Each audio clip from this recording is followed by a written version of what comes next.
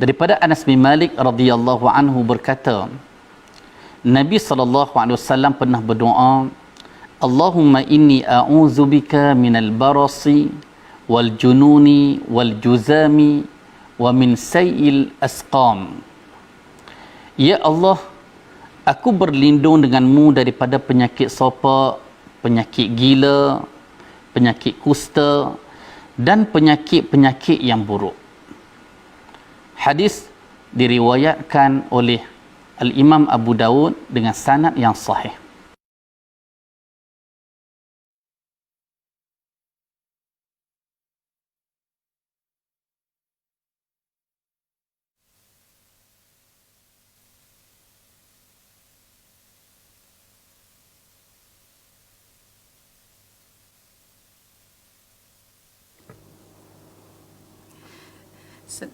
Assalamualaikum warahmatullahi wabarakatuh.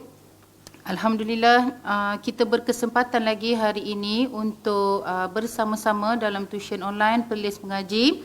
Dan hari ini insya-Allah saya akan bersama-sama dengan anak-anak pelajar semua untuk satu slot pendidikan Islam tingkatan 2, dan kita akan bincangkan pada hari ini bidang fiqh, okey, untuk tajuk solat Jumaat. Okey, untuk hari ini solat Jumaat, okey, apa yang saya nak bincang dengan anak-anak semua, okey, ada 4 objektif. Kita tengok yang pertama, menyatakan maksud, hukum dan dalil solat Jumaat. Yang kedua, menyatakan syarat wajib solat Jumaat. 3, menjelaskan syarat sah solat Jumaat. Dan yang terakhir insya-Allah, menjelaskan maksud mastautin, bermukim dan bermusafir. Okey, sebelum kita pergi kepada pengertian solat Jumaat, kita tengok dulu kenapa hari Jumaat ni begitu istimewa sampaikan Allah letak ataupun Allah bagi satu hari yang khusus ni, solat khusus untuk hari Jumaat. Okey, keistimewaan hari Jumaat, penghulu sekalian hari. Okey, ada 7 hari dalam seminggu, tapi Allah pilih hari Jumaat untuk jadi penghulu ketua. Okey, lagi keistimewaan hari Jumaat, kita ada hari Nabi Adam alaihissalam dijadikan dan juga wafat. Hari Nabi Adam alaihissalam dikeluarkan dari syurga dan diturunkan ke dunia. Boleh baca kisah Nabi Adam ni dalam surah Al-Baqarah ada dinyatakan. Kemudian Allah mengurniakan rahmat dan berkat kepada hamba-hambanya lebih banyak pada hari Jumaat. Kemudian Allah memakbulkan doa hamba-hambanya yang beramal soleh, dan hari berlakunya kiamat. Jumaat yang bila? Tak tahu. Okey, tapi Allah nyatakan akan berlaku pada hari Jumaat. So kita kena bersedialah. Okey.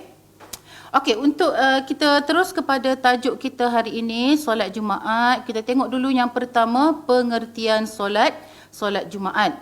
Okey, menurut bahasa, solat Jumaat ialah perhimpunan segala kebaikan. Okey, perhimpunan segala kebaikan. Dari sudut istilah, solat Jumaat ialah solat 2 rakaat secara berjemaah pada hari Jumaat dalam waktu zuhur yang didahului dengan 2 khutbah beserta dengan rukun dan syarat tertentu. Okey, jadi untuk orang lelaki yang solat Jumaat, tak perlu lagi dah untuk solat zuhur, sebab solat Jumaat ni menggantikan solat zuhur. So saya ulang, solat 2 rakaat secara berjemaah. Tak boleh buat seorang-seorang. Solat Jumaat tak boleh seorang-seorang, mesti berjemaah pada hari Jumaat dalam waktu zuhur. Tak boleh pula, alamak tak sempatlah waktu zuhur, kita extend pergi asar, tak boleh. Ataupun nanti kot tak sempat zuhur, nak buat awal-awal pada waktu subuh, tak boleh. Okey, so kena ikutlah syarat-syarat dia.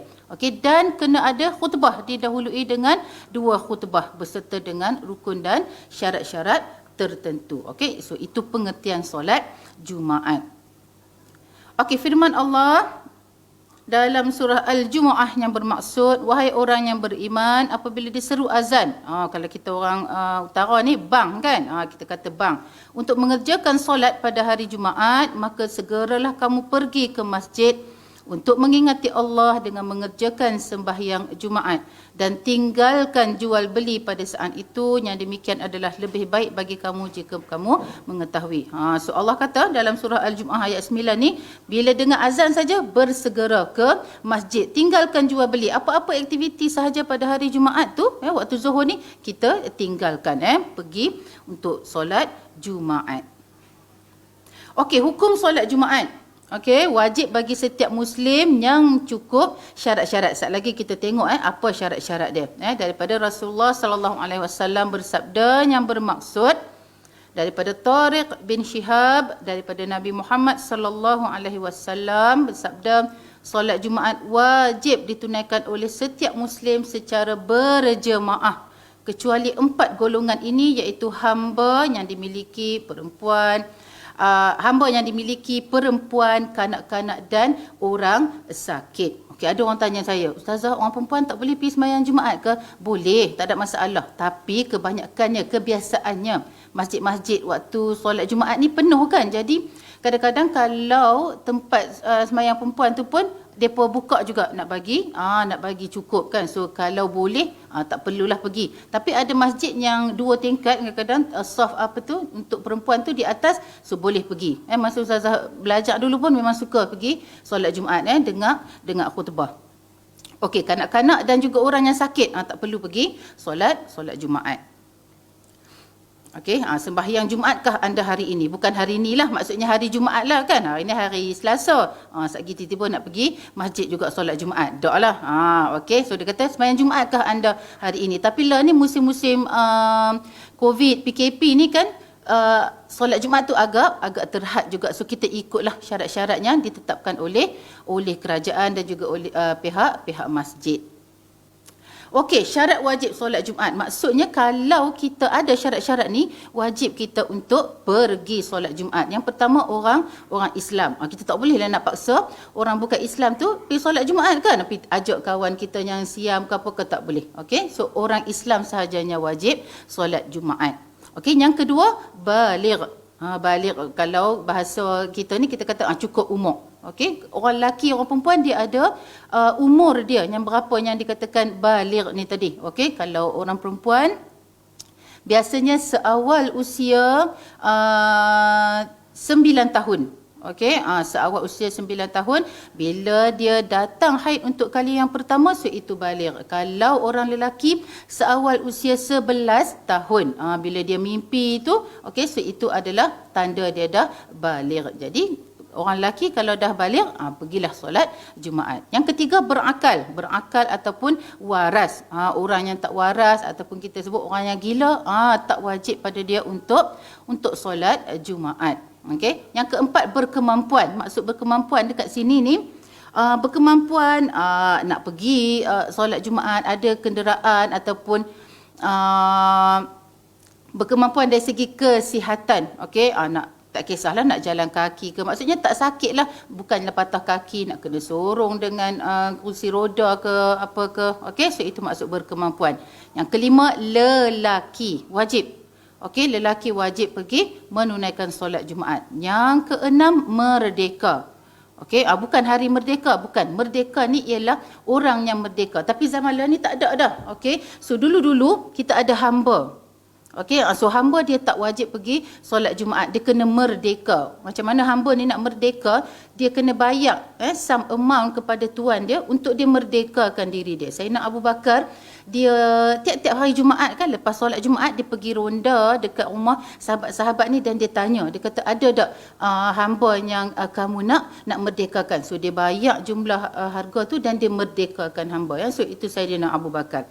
Okey, dan yang terakhir, bermukim. Apa yang maksud bermukim? Sat lagi saya sebut apa yang dimaksudkan dengan bermukim. Kita ada 3 istilah kalau untuk solat Jumaat. Kita ada bermukim, kita ada mastautin dan kita ada musafir. Okey, so Ustazah ulang sekali lagi.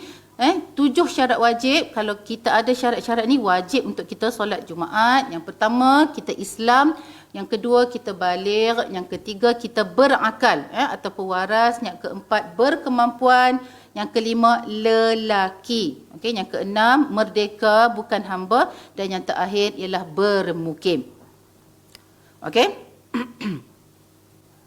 Okey, syarat sah solat Jumaat. Tadi syarat wajib. Okey, cukup 7 tu, okey, wajib. Okey, yang ni syarat sah. Maksudnya kalau kita tak buat ataupun tertinggal salah satu daripada yang 5 ni, solat Jumaat kita tidak sah.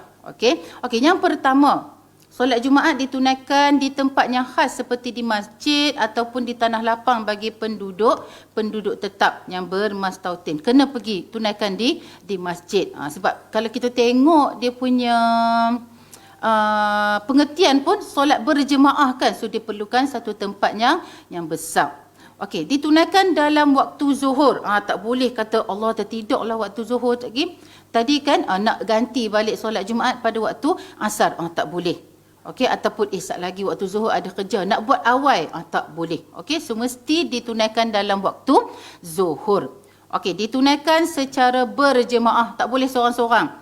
Okey, ustazah saya berdua-duaan dengan isteri, tak boleh juga.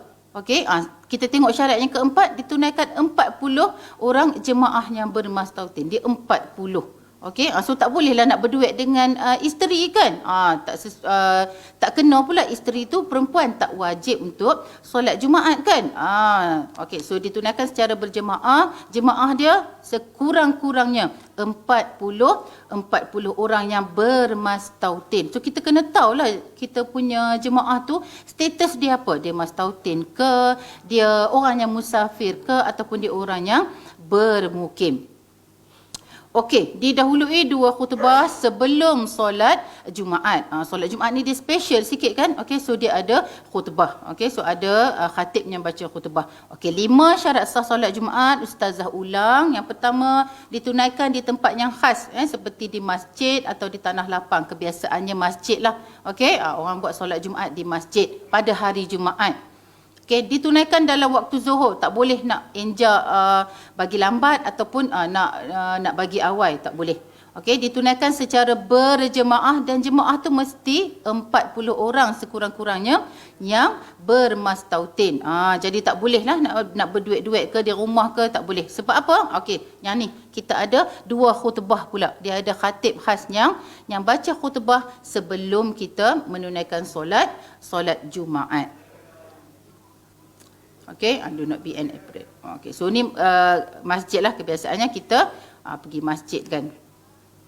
Okey, tadi Ustazah sebut, okey Ustazah ulang sikit dah. Yang tadi dikata mesti 40 orang jemaah yang bermastautin. Okey, semua ada perkataan mastautin dengan apa semua tu kan. Ustazah sebut bermukim, bermusafir. Okey, so ini dia. Siapa dia orang yang bermastautin tu? Okey, mastautin ialah orang yang tinggal tetap di satu tempat. Wajib menunaikan solat Jumaat dan dikira dalam jemaah 40 orang. Okey, contohnya orang yang bermastautin dia memang duduk dekat sini. Dia memang orang asal Perlis. Lahir di Perlis kan, duduk di Kangang. So memang bolehlah. Okey, dia memang orang sini. Okey, itu yang dikatakan bermastautin. Dan mesti 40 orang jemaah tu ialah jemaah yang bermastautin. Okey, sebab tu saya kata tadi, kita kena kenal lah jemaah kita tu. Kalau tengok muka tu macam baru nak nampak minggu ni kan. So mungkin dia tu datang sat-sat saja. Jadi kalau kita punya jemaah tu, kita bilang-bilang termasuk dengan dia tu 40. So tak boleh lah. Okey, tak sah kita punya solat Jumaat. So itu orang yang bermastautin ataupun kita kata penduduk tetap. Okey, dia memang duduk tetap dekat situ. Okey, yang kedua, bermukim. Siapa dia orang yang bermukim ni? Orang yang berniat tinggal di satu tempat untuk tempoh tertentu. Dia ada jangka masa dia. Wajib menunaikan solat Jumaat tetapi tidak dikira dalam bilangan jemaah 40 orang. Okey, contohnya lah kan. Orang yang dia mai kerja, dia asalnya orang katalah orang KL ke kan, dia mai kerja di Perlis, dia ada tempoh masa dia. Okey, ketua dia arahkan dia bekerja di Perlis, katalah dalam tempoh 6 bulan. Jadi dia adalah orang yang bermukim. Dia tak ada, orang kata apa, dia tak ada niat pun nak tinggal tetap dekat sini. So itu adalah orang yang bermukim. Dia wajib solat Jumaat tetapi tak dikira sebagai jemaah 40 orang. So itu orang yang bermukim. Okey, dan yang terakhir sekali ialah orang yang bermusafir. Siapa dia orang yang bermusafir? Orang yang bermusafir ni dia dalam perjalanan jauh lebih daripada 2 marhalah, okey, ataupun dia punya dalam kiraan kilometer dia lebih kurang 92.8 kilometer. Anak-anak jangan tertukar no, kadang-kadang bila ustazah tanda kertas periksa tu kan dia tulis orang yang musafir dalam perjalanan 92 marhalah. Jenuh anak-anak no. 2 marhalah pun dah 92 kilometer. Kalau 92 marhalah berapa kilometer kat situ. Okey. So 2 marhalah ataupun dalam kiraan kilometer dia 92.8 kilometer. Okey, untuk orang yang bermusafir ni dia tak wajib solat Jumaat dan tak dikira juga dalam jemaah yang 40 orang tadi. Okey, so soalan, ada anak-anak tanya, ustazah habis tu kalau musafir tu kebetulan dia singgah tu orang nak solat Jumaat, boleh tak dia solat Jumaat? Boleh, tak ada masalah. Tapi boleh juga untuk dia untuk tak solat Jumaat. So dia boleh solat kasar atau dan jamak. Okey, so itu untuk orang yang bermusafir. So ustazah ulang, ada 3 status tadi. Yang pertama orang yang bermastautin, yang tinggal tetap di satu tempat. Dia memang beranak dekat sini, kahwin pun orang sini, kampung mak ayah dia pun sini. Okey, memang kira dia kerja apa semua kat sini, tak pergi mana-mana dah. Okey, so dia wajib solat Jumaat dan dikira dalam jemaah 40 orang. Okey, yang kedua orang yang bermukim, dia duduk sekejap sahaja. Okey, dia ada tempoh duduk dekat satu-satu tempat itu, wajib menunaikan solat Jumaat tetapi tak dikira dalam jemaah 40 orang. Okey, dan yang ketiga orang yang dalam musafir ataupun orang yang dalam perjalanan. Okey, mesti 2 marhalah, lebih daripada 2 marhalah ataupun dalam kiraan kilometer dia 92.8 kilometer. Tak wajib solat Jumaat dan tak dikira juga dalam jemaah 40 orang. Tapi boleh tak nak solat Jumaat? Boleh, tak ada masalah. Okey? Okey, apa hikmah ataupun kebaikan solat Jumaat ni meningkatkan keimanan lah. Okey. Lepas tu ada pula anak murid ustazah pernah tanya, ustazah habis tu orang lelaki saja ke yang meningkatkan iman sebab depa saja yang solat Jumaat? Tak.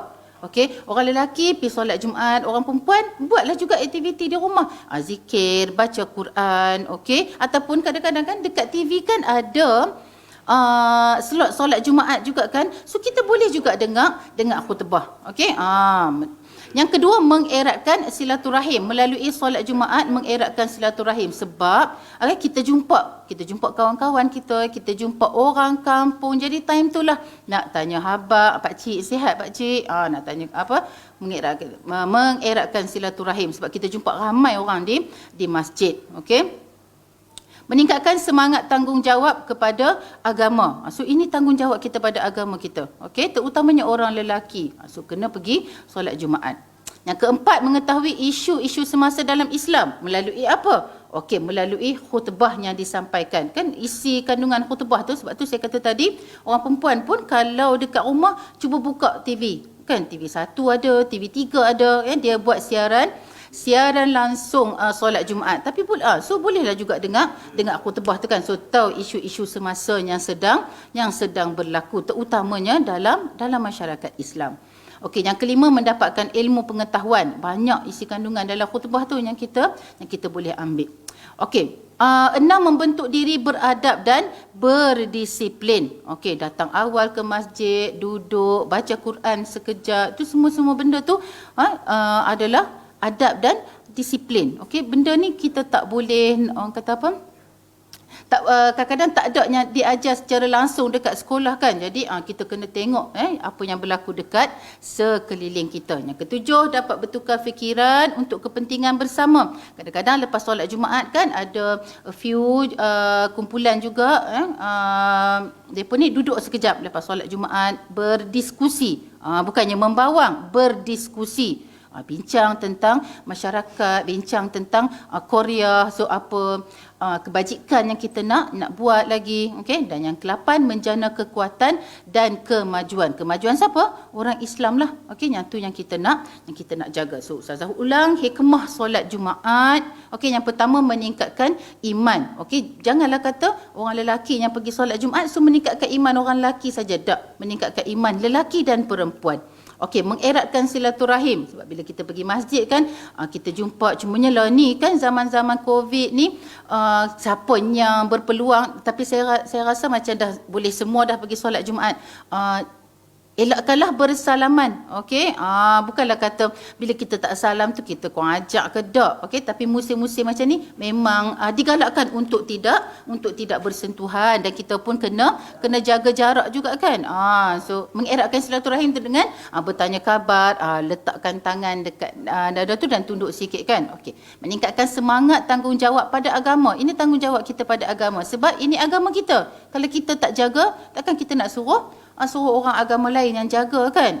So kita lah sebagai orang Islam. Yang keempat, mengetahui isu semasa dalam Islam, isi kandungan khutbah tu, isu semasa, mendapatkan ilmu pengetahuan. Yang keenam, membentuk diri beradab dan berdisiplin. Okey, kita pergi solat Jumaat, kita pakai pakaian yang bersih, kita mandi sebelum pergi solat Jumaat, tu semua disiplin diri. Okey, bertukar-tukar fikiran untuk kepentingan bersama. Okey, lepas solat Jumaat ambil masa sekejap untuk yang tak bekerja ke boleh duduk kan a few antara kawan-kawan tu untuk bertukar-tukar fikiran. Okey, dan yang ke-8, menjana kekuatan dan kemajuan masyarakat Islam.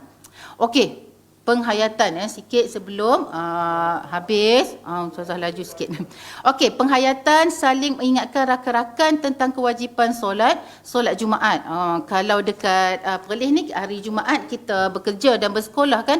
Jadi sebelum balik tu kita ingatkan, sat lagi kita kena pergi sembahyang Jumaat ni.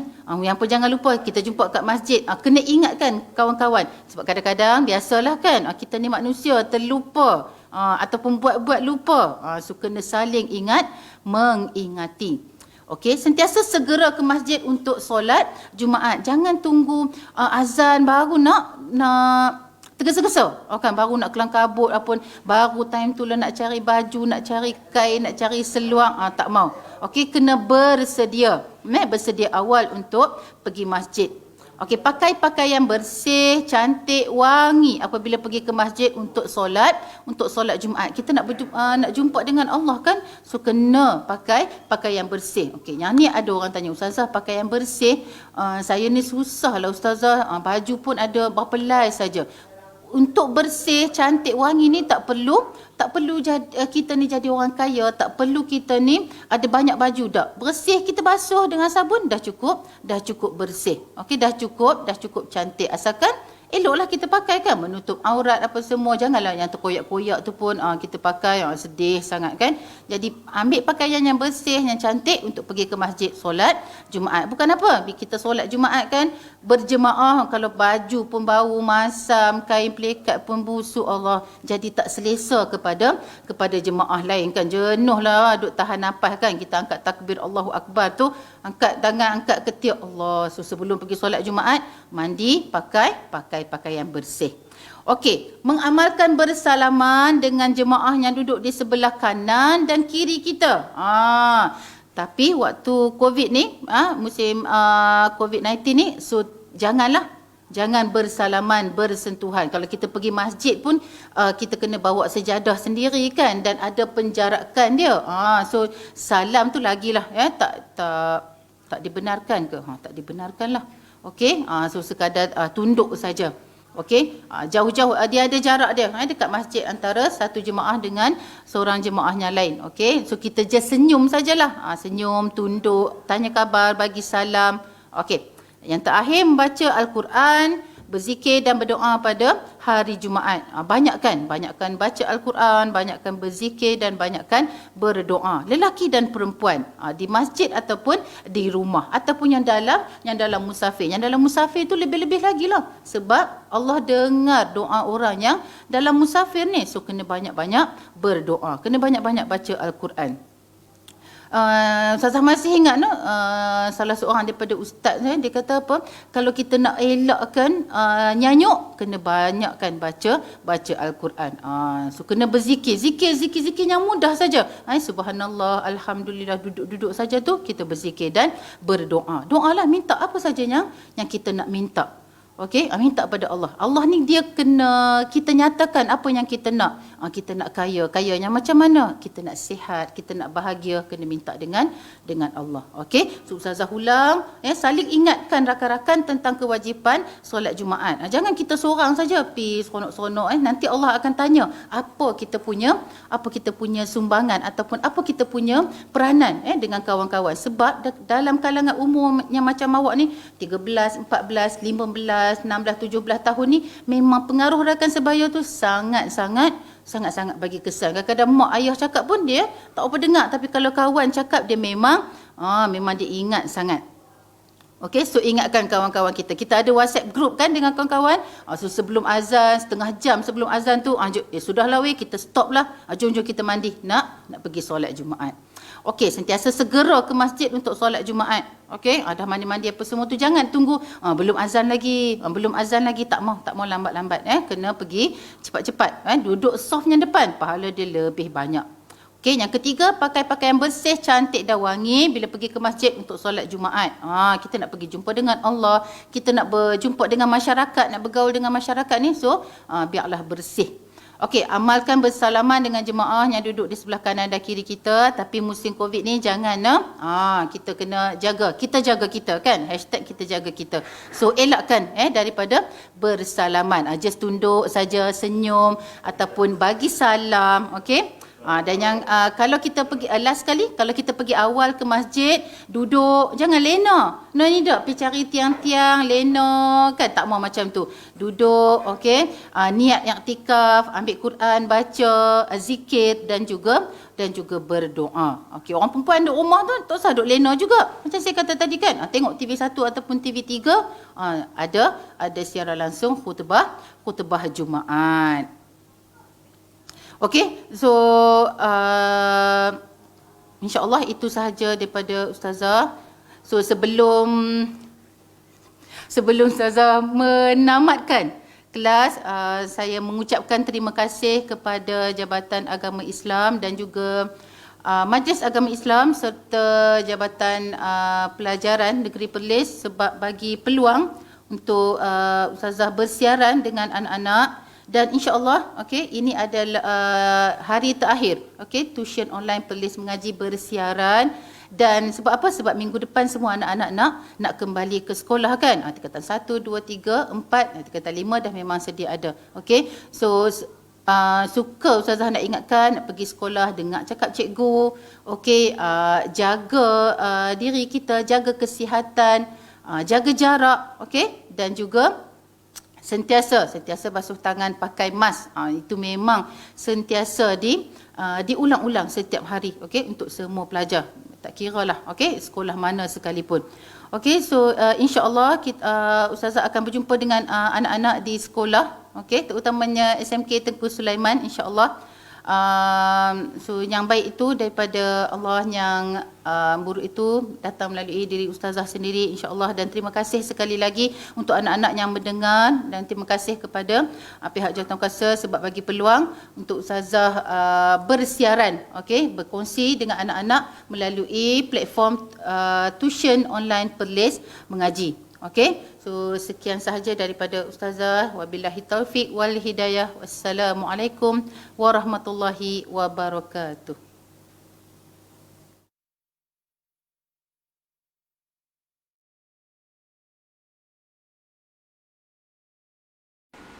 Daripada Anas bin Malik radhiyallahu anhu berkata, Nabi SAW pernah berdoa, Allahumma inni a'udzubika minal barasi wal jununi wal juzami wa min sayil asqam. Ya Allah, aku berlindung denganmu daripada penyakit sopak, penyakit gila, penyakit kusta dan penyakit-penyakit yang buruk. Hadis diriwayatkan oleh Al-Imam Abu Daud dengan sanad yang sahih.